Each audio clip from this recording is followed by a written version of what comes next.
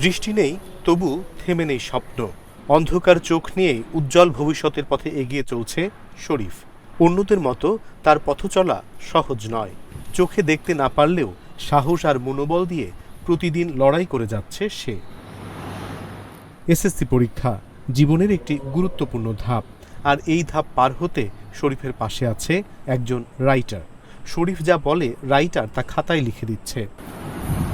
ঠাকুরগাঁও সরকারি বালক উচ্চ বিদ্যালয়ের শিক্ষার্থী শরীফ।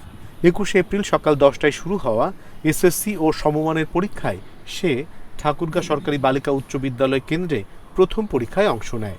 দৃষ্টি প্রতিবন্ধী হলেও শরীফ নিয়মিত ক্লাস করেছে এবং বিভিন্ন সহশিক্ষা কার্যক্রমেও অংশ নিয়েছে। নিজের সীমাবদ্ধতাকে শক্তিতে পরিণত করে সে আজ এই গুরুত্বপূর্ণ ধাপে পৌঁছেছে। তার স্বপ্ন অন্য সবার মতোই নিজের মেধা ও যোগ্যতায় জীবনে প্রতিষ্ঠিত হওয়া। সরকারি নির্দেশনা অনুযায়ী শরীফের পরীক্ষা নেওয়া হচ্ছে। তাকে অতিরিক্ত ১৫ মিনিট সময় দেওয়া হয়েছে। বিশেষ চাহিদা সম্পন্ন যে ছেলেটি আছে সেটা ৩০৬ নম্বর রুমে আছে।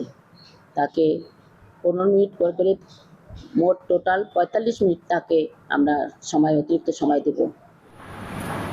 শরীফ প্রমাণ করেছে ইচ্ছাশক্তি থাকলে অন্ধকারও হার মানে আলোর কাছে। শরীফদের গল্পই হাজারো মানুষকে নতুন করে বাঁচতে শেখায়। তার স্বপ্ন কি পূরণ হবে? আপনার মতামত জানাতে কমেন্ট করুন।